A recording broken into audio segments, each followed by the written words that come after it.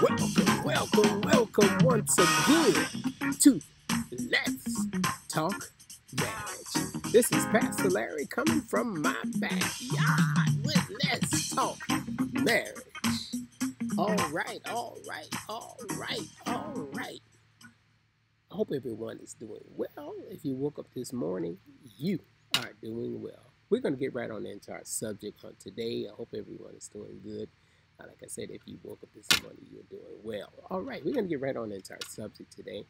Our subject today is, it's like 80 some degrees out here. It's warm. Our subject today is how to keep it hot in your marriage. How to keep it hot in your marriage. Because it's easy, especially if you've been married for a few years, it's easy to kind of run cold. But anything, like for instance, if you have a fireplace, if you don't rekindle that wood, or if you don't move that wood around a little bit, the flames are going to die out. So what we are talking about today is ways to keep that fire burning in your marriage. Because marriage is an honorable thing and the bed is undefiled. So we're going to be talking about some things on today to keep it hot in your marriage. All right, I found an article for your marriage. It's called, and let's see where this is from. It's for your marriage. It's love, 6 ways or ways to keep the flame of marital love alive. Okay, now we're going to go over number one, first of all. Number one they have on here should actually be number 2. Number 1 should be this one. This is what they have for number 2, but I think it should be number 1. We're going to go with number 2 first because it should be number 1. Okay, here it is. Pray for each other and with each other. Nowadays, there's so many things going on and so many people leaving here. Life is just so short. And, I want to take this a moment to extend my condolences to anyone that lost a friend or family member during this time, because it can be a trying time for you. So we want to extend our condolences for those who have suffered a loss during this time.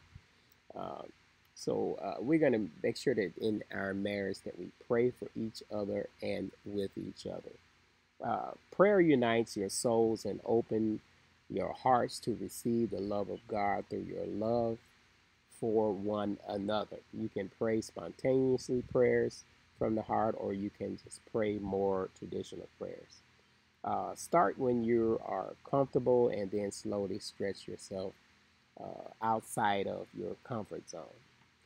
It's very important to pray for each other in your marriage, especially wives. Make sure you're praying for your husbands, because a lot of times husbands have difficult times on jobs and things like that, especially if they're minorities. Sometimes they have difficult times on their jobs, and and then there's a lot of pressure on them, as well as the wives. There's also a lot of pressure on you, especially with nowadays and with the way children are, and with rearing children at this day and age. It can be very challenging.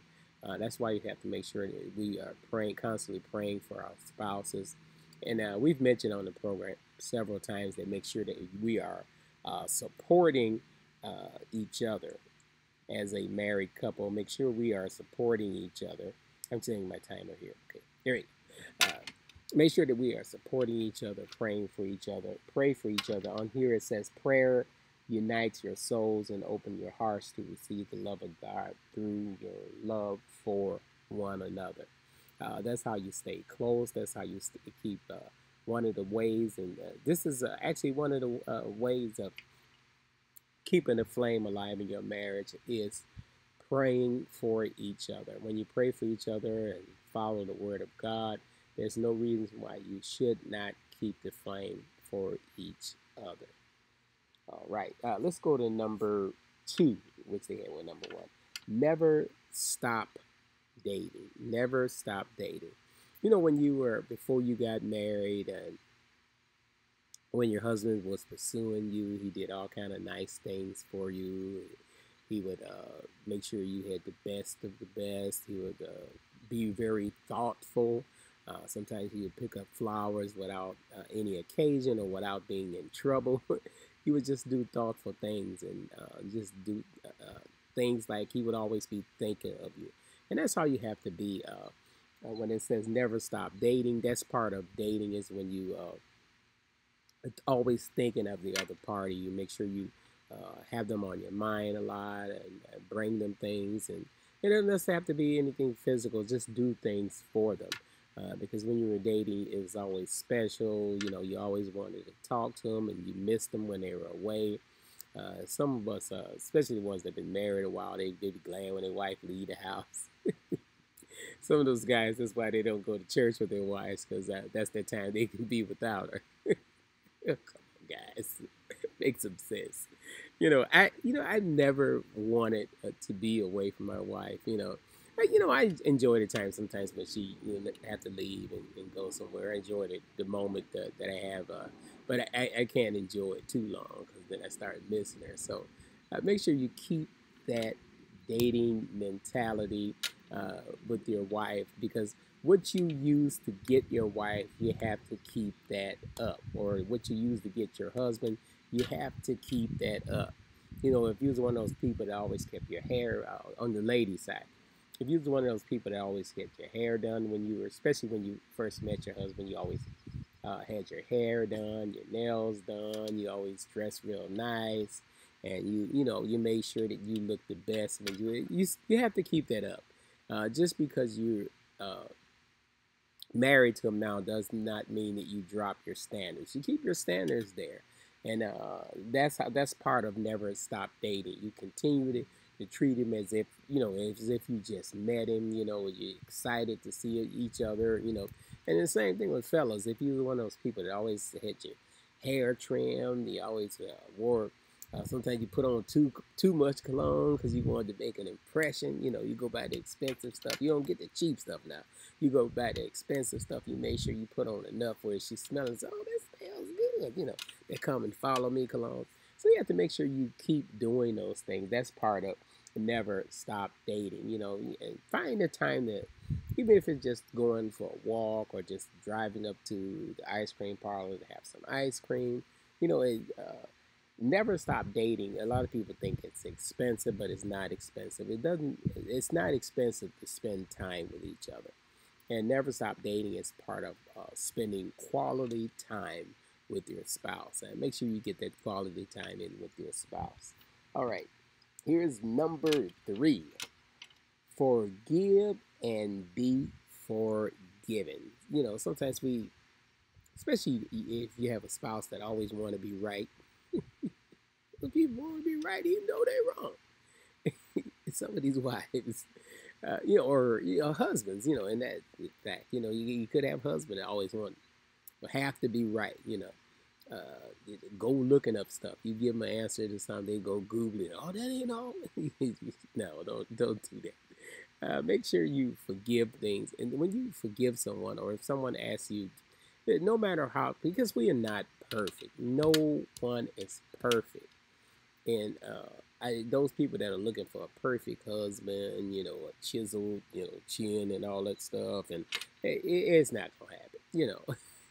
There's no such thing as a perfect marriage. There's no such thing as a perfect husband. There's no such thing as a perfect wife. But we do strive to get to that point. Just like being a Christian, there's no such thing as a perfect Christian. There's no such thing as a perfect church. A lot of people go looking for a perfect church. If you go looking for a perfect church, you're never going to go to church, because there's no such thing as a perfect church. Just like in a marriage, if you go looking for a perfect husband, you're not going to find one, because there's no such thing as a perfect husband. Even myself, I'm not a perfect husband. I do crazy things. But you know what? I will be the first to ask for forgiveness or apologize. Don't be too proud. And what's that song say? Don't be too proud to beg. sometimes these worldly songs make more sense than we do as Christians. The songs we call worldly. sometimes they make more sense than we do as Christians. You know, they had a song out that said, "Don't be too proud to beg. Don't be too proud. Swallow. Sometimes you have to swallow your pride and stop trying to be Mr. Macho. Sometimes you got to ask for forgiveness. You know, and when you forgive someone, please don't bring it up again. And when somebody asks you, or if someone apologizes to you, don't make it an issue where you say, "Oh, I'll think about it," or you don't say nothing when they ask for your forgiveness. I don't care how many times it is, just forgive them. If there's nothing physically involved in where there's something where he constantly hitting on you or getting physical with you, that's different. But if it's just something simple, because most of the times, let's face it, most of the arguments that we have as married couples, most of the times there's something stupid or there's something that couldn't be avoided. And sometimes you have the husband that don't like arguing. Maybe when you don't say nothing, the wife get even mad. You ain't gonna say nothing. Acting crazy. But make sure you forgive and be forgiven.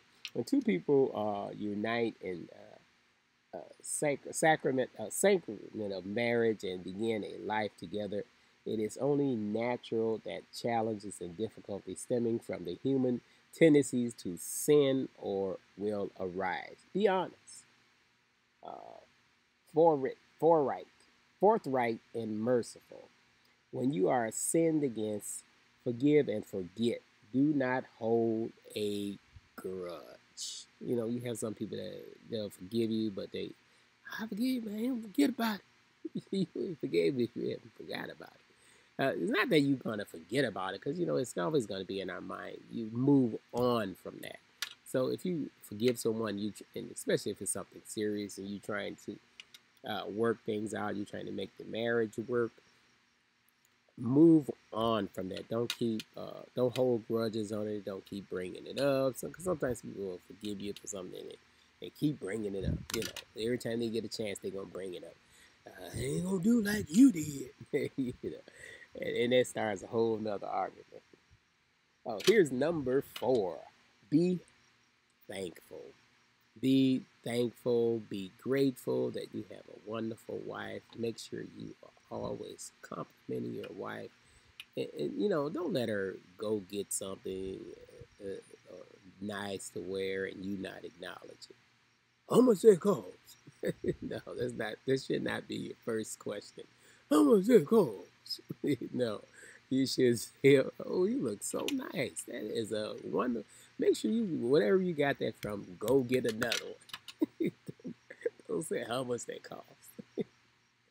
Be thankful. A thankful heart is a happy heart. Every day, find something to thank your spouse for. Find something to thank her for. She cook a meal, whether it tastes good or not. Say, "Oh, I appreciate you cooking." Don't say, "I appreciate you trying to cook this meal." No, you just started a whole nother argument, my brother. Talk about something. Trying to cook a meal. Make sure you are sincerely thanking your spouse for, just little simple things. She does the laundry or something like that. You just be thankful for her. Let her know that you appreciate her when you're being thankful. Be thankful. A thankful heart is a happy heart. Every day, find something to thank your spouse for. Remember, you are on the same team, and when you are conscious of the good in your spouse, you have a successful team. Make sure you acknowledge everything about your spouse. Acknowledge every little thing. "Oh, you look nice today. Oh, that outfit looks really nice on you." And please don't answer. Some answers, you don't say yes to certain answers. Like she might put on some jeans and say, "Do I look fat in these jeans, baby?" "Oh, yeah, you look kind of thick in there." "Yeah." No, don't answer like that. Choose your words wisely before you answer when she said, "How do I look in this outfit?" Don't say nothing stupid, because you're going to put your foot in your mouth. Just make sure you're being thankful. Showing appreciation for what your spouse does often further encouragement that the same good behavior will continue. So you have to make sure that we are being so grateful to our spouses and the things that they do. And wives, make sure you be grateful to your husband. You go out and cut the grass and stuff. You might not take him no cold, ice cold water that you cut the grass, but at least make sure you say, "Oh, y'all look so nice. You're doing such a good job keeping it up." Even with your children, when your children do things, even though that might be their chores that you assign to them, when they do it, make sure you encourage them. Say, "Oh, that looks so nice. You did a really good job." So the next time they'll be looking forward to doing it. You want to have the same thing with your spouse. You know, when you have those honeydew lists and they complete it, whether they mess it up or not, long as they try to do it, you just be so encouraging to them. And well, then sometimes they'll even tell you, "Oh, I tried to do it this way, but next time I'll try it this way." Make sure that we are being thankful. Oh, here's number 5. Number 5 is a good one. How listening. Listening is what number 5 is. Listening. How easy it is for you to tune your spouse out. Let me repeat this. How easy is it for you to tune your spouse out? Sometimes they be going on and on and on. You just say that, yeah, okay. And you looking at the TV, or you trying to see who scored a game or who scored the winning shot on. Yeah. Okay, man, I'm gonna get right on that. Yeah. And you're not listening to a word they said. And the same thing with the husbands. They going on and on about the this and that and the other. And make sure you do that and you ain't listening to a word he's saying. Make sure we are listening to each other. Now, ladies, let me tell you a secret here. I know we're talking about keeping the flame alive in the marriage. These are some of the things to keep the flame alive in the marriage. Now, ladies, wives, if you expected your husband to listen to you, seriously, make sure you are fully dressed. Let me repeat that. Wives, if you're expecting your husband to listen to you and you're trying to talk about something serious or something you're trying to address, make sure you are fully dressed. Now, you trying to talk to him about something serious and you half dressed or you just got out the shower. Let's just keep it honest. You just got out the shower and you glistening and stuff and you trying to tell him about something. Say, he ain't heard the word you said. So, we have to have the right timing, people. Don't be trying to, you trying to get his attention or say something serious and you don't have nothing on. You think he gonna listen to you? No, he not listening to you. Same thing with the fellas. Don't just get out the shower. Say, hey, baby, yeah. No. Wait. Choose the right moment if you want to talk about something to get his undivided attention. Now, if you're trying to rekindle that flame and put some little spark in there, that's different. That's a different story, situation. Then you come at him that way, or come at her that way. All right, we keeping it real here. Oh, let's talk marriage. All right, here's our final one, number 6. Oh, let me read what else they say. All right, on number 5, going back to number 5. Think about it. Do you really listen to what your spouse has to say, both verbally and non-verbally? Taking time to truly listen to one another is vital to the health of your marriage. What is on your wife's heart, your husband's heart? Do you sincerely know? Listening might come naturally to you, or it might be an acquired skill. Whatever the case, it is a necessary skill if you hope to have a happy marriage, fulfilling and vibrant marriage. Learn how to listen. Listen with your ear and listen with your heart. All right, let's go to number 6. Number 6, respect one another. Respect one another. Both men and women desire to be respected and have their authentic masculinity and femininity, masculinity and femininity validated. Does your behavior in your marriage warrant respect? Are you honest? Do you live your life with integrity? If you want respect, act respectful. Don't if you there's something my wife always says. She always says that I can't expect anyone to respect my husband if I'm not respecting him. So you have to learn to respect each other if you expect other people to respect them. Because if you're not respecting your husband, no one else is going to respect him. Respect begins at home. Make sure you're respecting each other. And it's very important that we do so. And it's a very vital necessity to keep a happy marriage or to keep that flame burning in that marriage.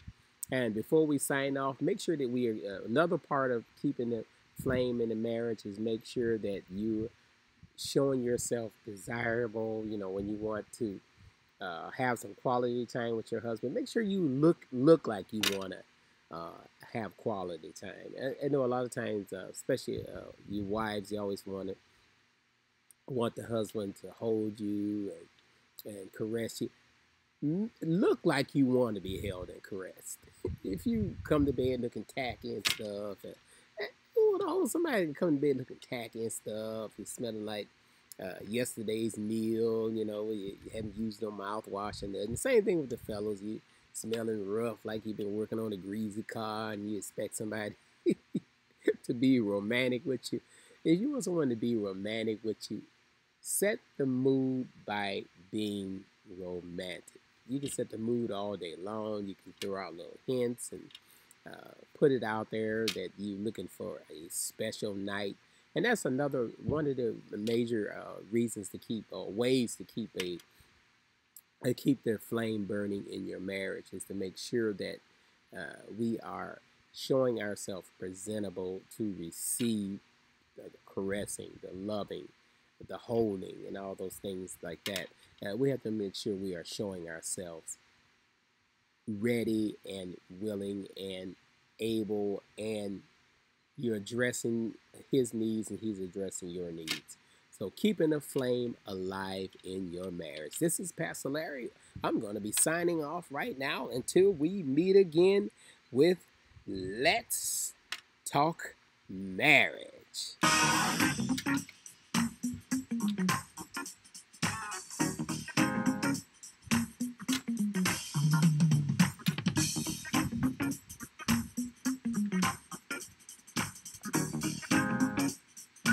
Now remember, all the music you might hear on here is through a wonderful app called Root Triggers Plus. Until we meet again, this is Pastor Larry signing off with Let's Talk Marriage.